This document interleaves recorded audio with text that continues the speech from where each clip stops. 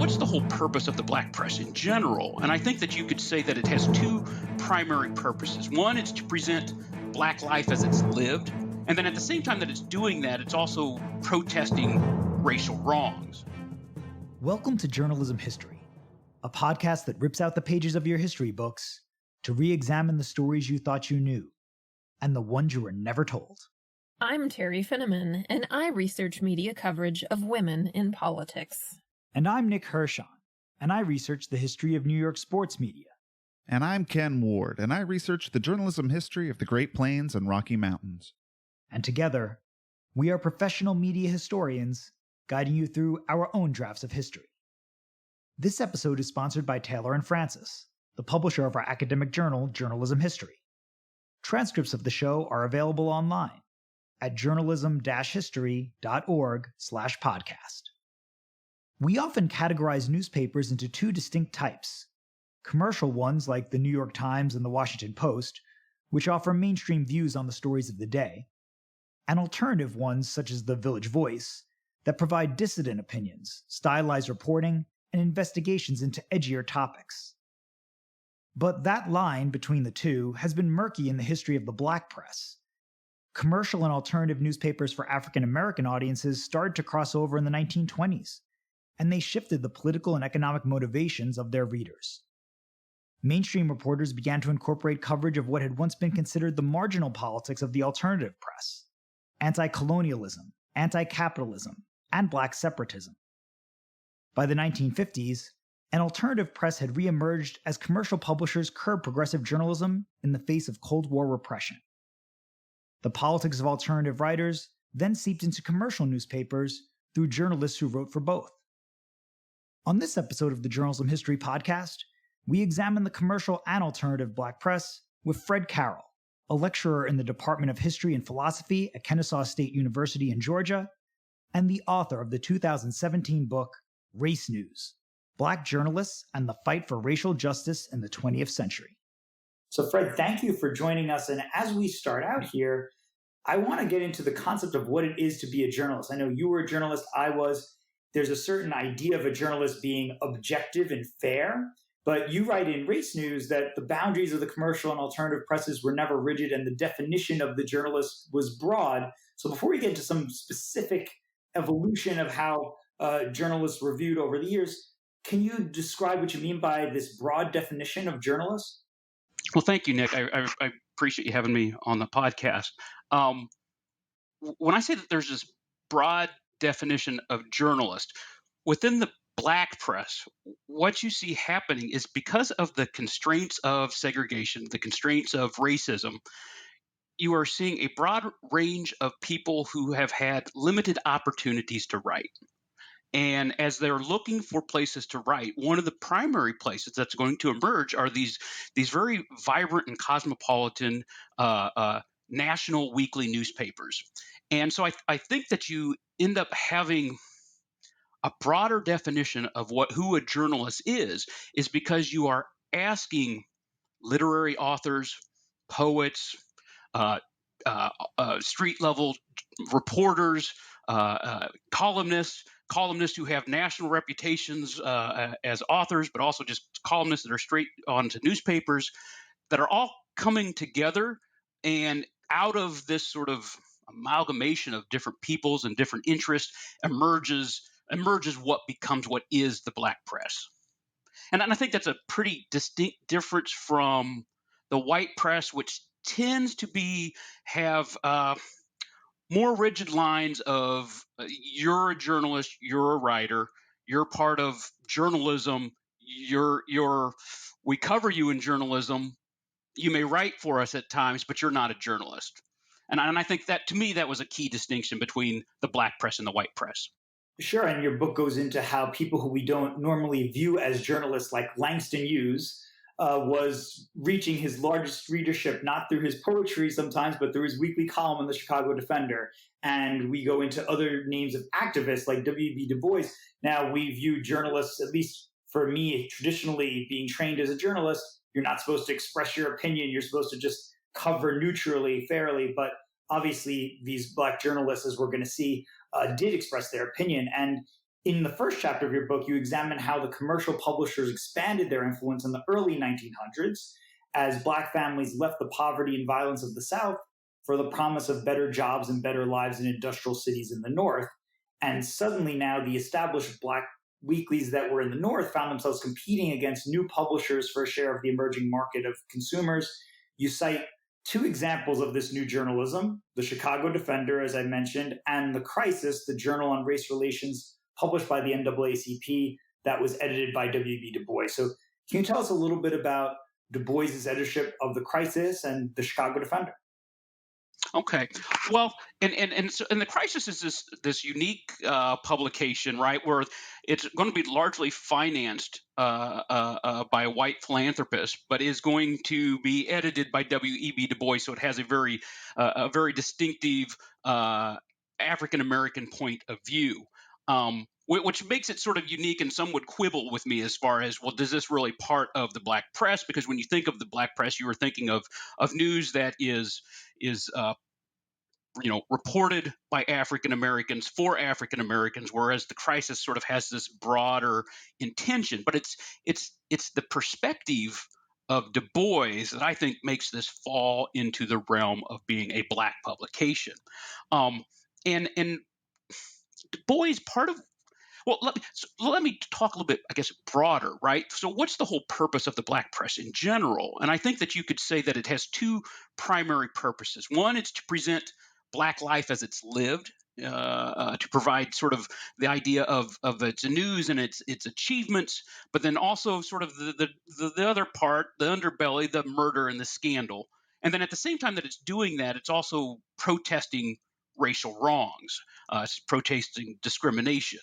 Um, and as it's doing this, so it's removing, it's challenging stereotypes, it's denouncing racism, and as it's doing this, it then is establishing the parameters of political discourse within Black America.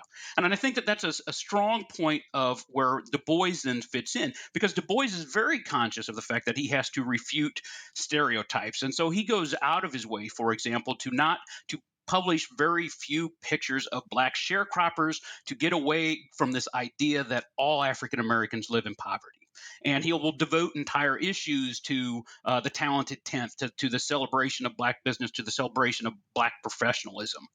Um, and as he's doing that, so on one hand, as he's sort of celebrating the achievements of African Americans, he's also coming out very directly in denouncing racism and white supremacy in a way that you're not going to see in a white press, which is what makes the Crisis sort of distinctive.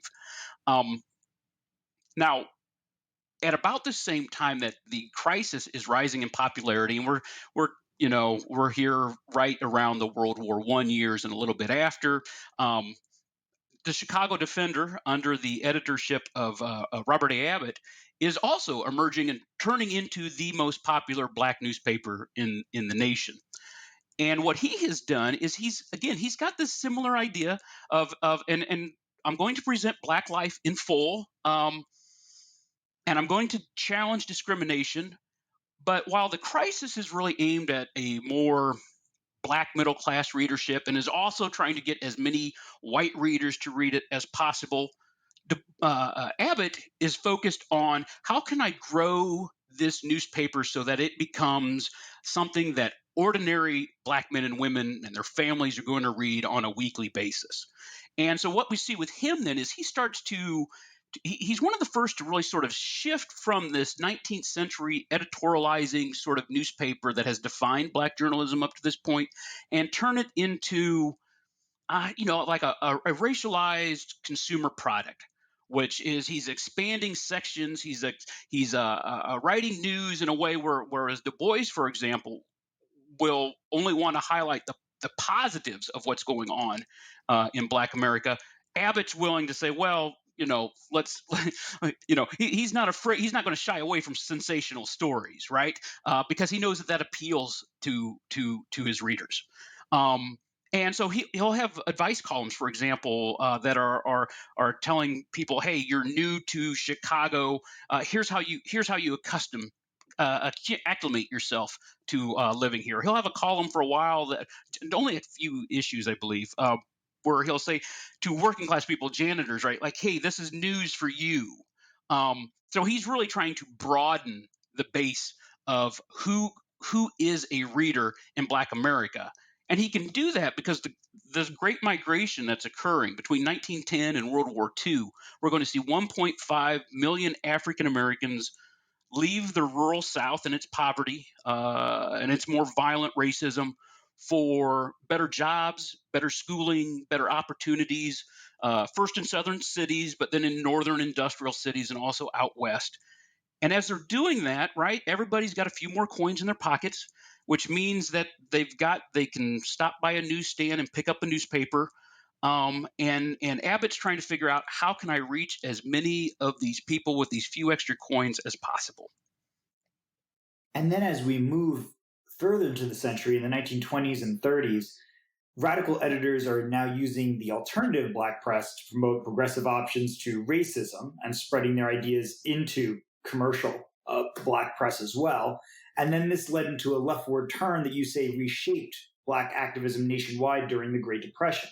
And this is the time that the Black press reached the peak of its popularity. So what can you tell us about the Black press now, moving past World War I, going into the Great Depression? Okay.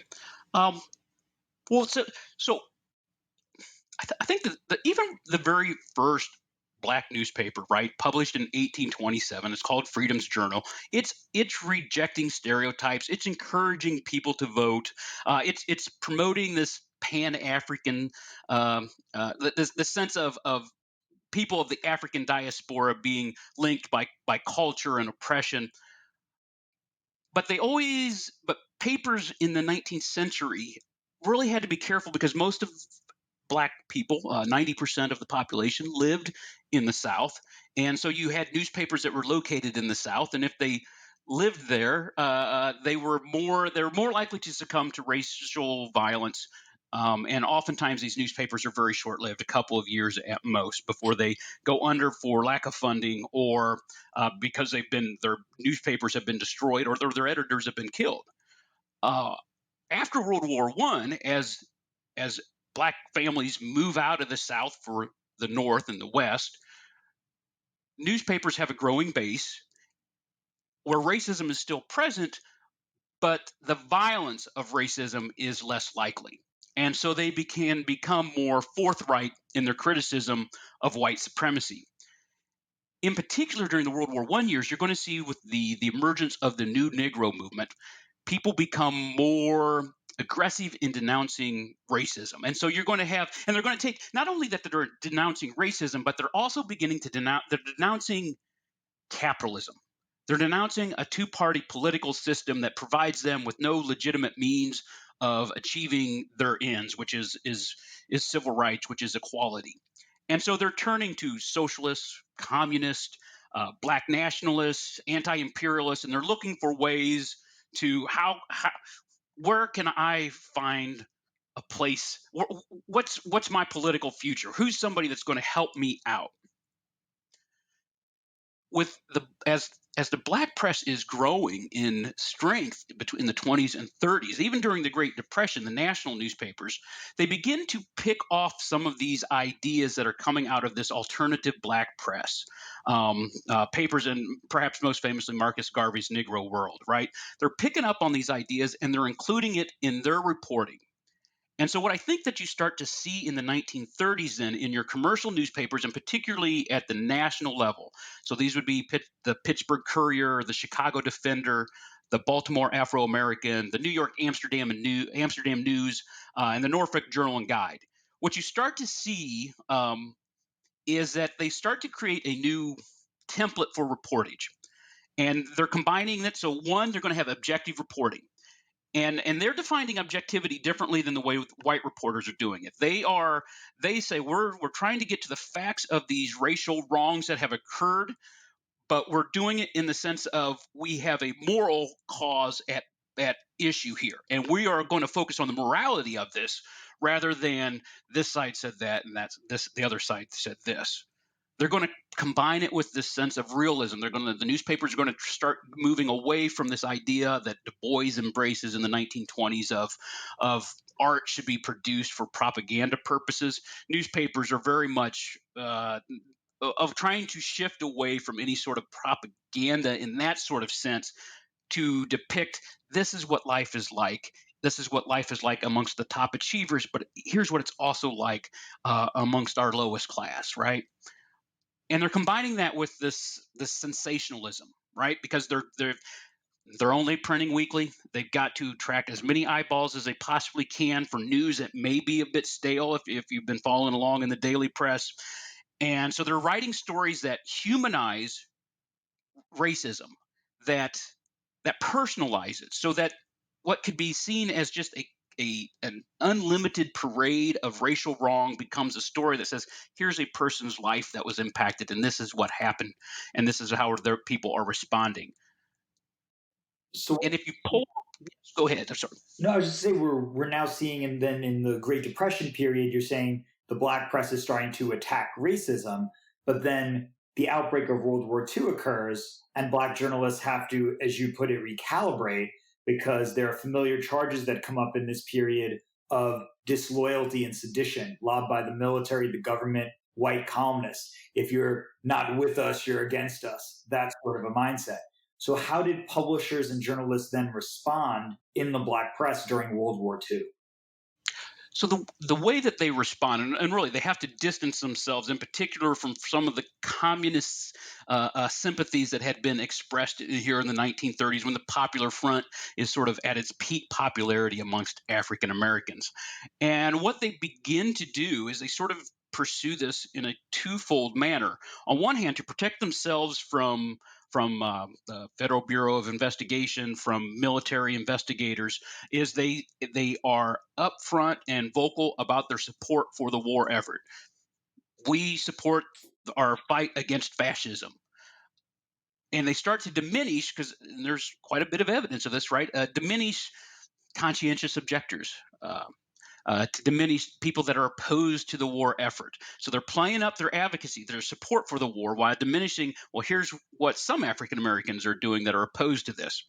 At the same time that they're sort of building that up, they're also trying, they have to maintain credibility with their readers, which means you can't do what Du Bois did in 1918 with his Closed Ranks editorial, which he asked African Americans to forget their special grievances during the war and come back and fight segregation later. They realize if we do that, that could derail our newspaper. People won't buy it. So they continue their attack and say, we'll continue our attack on segregation. And they're also continuing that attack in a different way by saying, and here's what's going on elsewhere in the world. As their war correspondents are traveling to Africa, to Asia, to Europe, they are explaining, here's what the racial picture looks like in this country. And each time they do that, what they're saying is, everything you've been told about this being the natural order in the United States is not true. Because it's not this way in North Africa. It's not this way in Burma. It's not this way in Australia. And so you have a sort of a direct attack, segregation is wrong, but you also have this indirect attack. White supremacy is constructed. White supremacy is built. Therefore, you can also unbuild it. You can tear it down. And then during the Cold War, in the late 1940s and the early 1950s, the politics unraveled a template for progressive black news writing. As you describe in the book, publishers rid their newsrooms of left-leaning journalists, and they suppress coverage of radical political perspectives. And then publications emerged, though, such as the Black Panthers Party's Black Panther and the Nation of Islam's Muhammad Speaks, and they claim sales that rival the circulations of the largest commercial newspapers. So how did these journals, like the Black Panther, Muhammad Speaks, recast the alternative black press? Well, and to me, this is sort of the most fascinating dynamic that I found in doing my research, right? And so we have these alternative black press newspapers of the World War I period: Marcus Garvey, Negro World, A. Philip Randolph and the Messenger, Hubert Harrison and the Voice. And those newspapers gradually disappeared. And of course, alternative newspapers are always sort of fragile in how long they exist. But an alternative press disappears as these progressive elements are pulled into the commercial press. And all that's fine in the 1930s and even into World War II. But once the United States and the Soviet Union are no longer allies and the anti communism movement takes off, suddenly these publishers who now have sophisticated, profitable businesses to protect have to figure out, well, what do I do in this new political atmosphere? And the easiest decision for them to make is, because publishers are capitalists, they were uncomfortable with these other radical aspects that were included in their news coverage, is we have to get rid of these progressive influences in our news pages. As they do that, it's not like the people that have these ideas or like they just go away. No, they're marginalized, their views are suppressed, but they're still there. And so you see a resurgent Black alternative press emerge. It's kept alive in the 1950s, very barely, primarily by Paul Robeson's Freedom newspaper, but then is rebirthed in the 1960s as a younger generation that has come of age since 1954 in the Brown versus Board of Education decision look around and they say people have been fighting for a decade for integration, fighting for a decade for voting rights, and here we are, we're still fighting it later. It doesn't seem like this established way is working. What's the alternative to that? And the Black Panther Party is offering an alternative. The Nation of Islam is offering an alternative. Young writers on college campuses, at HBCUs, but also in places like the University of North Carolina, are offering alternative examples of, well, what about, can we go back to this idea of Marxist politics? What about this idea of armed self-defense? Is it as bad as the mainstream publishers are trying to tell us it is? Right? Why aren't young Black activists receiving more support from their communities? And then as we get into the early 1970s, I guess one of the costs of being so successful in the Black press, saying we have not been heard, we deserve a voice, is that the commercial Black press actually loses its monopoly over the labor of Black journalists. A lot of white-owned publications, television stations, radio stations agree with Black journalists and say, yeah, we need to hire you. We need to bring you in, integrate our newsrooms, and repair our flawed coverage of racial matters. But that is maybe a death knell for some Black newspapers because now their best writers are gone. So how do Black journalists fight for fairer coverage and equal employment at these white newspapers, radio, TV stations? How does this affect the Black press? It kind of reminds me, in a sense, of the death, as a baseball fan, the death of the Negro Leagues when Jackie Robinson and others start integrating Major League Baseball. Yeah, I think that's I think that's an apt comparison, but only to an extent, because publishers are always thinking about their profits, and so when they're always, as circulation's falling because their monopoly over race news has been broken, um, their profitability is falling with their circulation, and yet most of these papers continue to persist today, right? Or did here until the late mid 2000s, right?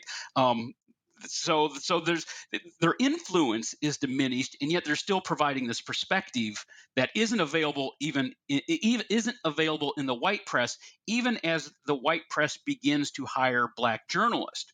And that's not because of that's not the fault of the Black journalists that are hired by the white press. It's because that the Kerner Commission, which is advocating, that says, hey, there's been this that media has done a horrible job of covering racial matters in the United States and really needs to reform itself. And it called for a very substantive reform of how daily newspapers present news concerning African Americans. But most white editors at daily newspapers at this time they're going to take the easy way out on this. They're going to hire a Black reporter or two or three. They're going to assign them to cover Black communities. But then when those reporters bring back news that challenges their preconceptions, that challenges the perspective of the institutional authorities that the newspaper relies upon to sort of verify the credibility of what they're reporting, the city hall, courts, the police. If these reporters come back with news that challenge that, they're going to dismiss them, right? They're going to question their credibility. They're going to ask them, well, where's this coming from? And so you see what happens in this integration period then is we see sort of the diminishment of the black press without significant gains, especially early on within the white press, because black reporters aren't really being allowed to do their job in the most effective manner possible.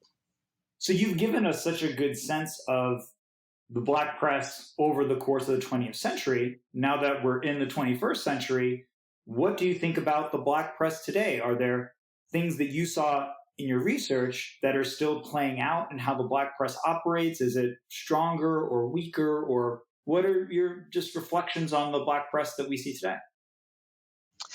Yeah, I think that's a good question, because I, on one hand, if you just look at traditional newspapers, you have to say that it's weaker, because major publications have disappeared or so downsized that they're just not what they were even in the 1970s and maybe even into the 1980s, right? And yet, at the same time, with digital media and with newspapers now having a voice or a platform on the internet, and with Twitter and with academic writers writing blogs, and you know in a sense you may not be able to you can't go to the Chicago Defender anymore and say, here, I'm going to read about what concerns African Americans. But you can get online and you can pull up any range of options that provides you a vast array of black political thought that is out there and available. What is more limited or undermined now is sort of the sense of, here's where I can go to get that. It's out there and it's more widely available, because all you got to do is click on your computer. But you got to kind of know where to look a little bit, and you got to invest in that effort and that time to do that. Which in a sense is sort of different from what the black press was during its peak years of the 1940s into the early 1950s, when when its national newspapers enjoyed their most influence, but is really sort of symbolic of the way it had, or the way it had always been, right? Was that these perspectives are there, but sometimes they can be harder to reach. You got to know what you're looking for, and you got to want to go get it. Certainly. I should just add quickly my own personal experience. I was growing up in New York City in the 21st century, and actually the first major newspaper that I published in was the New York Amsterdam News. I had a freelance piece in there in 2004. I wrote for them in 2005 as an intern. I'm not African American, I'm white, but I did that internship at the nation's oldest large newspapers, and it was a great experience. And I know the Amsterdam News, still in New York today, carries a lot of weight. As we wrap up today's episode, then, Fred, and thank you for your time today, we'd like to pose to you a question that we ask all of our guests on the podcast. You can go in any direction you like. Why does journalism history matter? That's I Nick, I've asked myself that a lot, particularly as I'm writing this book at a time when newspapers as an influence in our society have really diminished, right? And I think that journalism history matters, because journalism becomes the place where we hash out what it means to be in America, what it means to be in America in this moment, what it means to be America or American going forward. And if you don't have that meeting ground where these ideas can be debated, um, they become, historically they're important, because they give you a sense of, okay, here's what's going on, here's the parameters of the debate. And I think it's the diminishment of newspapers today. that can contribute, I believe, to the polarization of America, because each side now is able to go into their own corners and stay there, as opposed to having this general arena where everybody's ideas get thrown into the air and argued about. And I think there's great value in studying the history of that, because I think it informs. Through journalism, you can study the vast range of American history, just by studying its journalism. Well put. Well, again, the book is Race News, Black Journalists and the Fight for Racial Justice in the 20th Century. The author is Fred Carroll. Thank you very much, Fred, for joining us on the Journalism History Podcast. Thank you. I appreciate it. Thanks for tuning in, and additional thanks to our sponsor, Taylor & Francis. Be sure to subscribe to our podcast. You can also follow us on Twitter @JHistoryJournal. Until next time, I'm your host, Nick Hirshon, signing off with the words of Edward R. Murrow. Good night and good luck.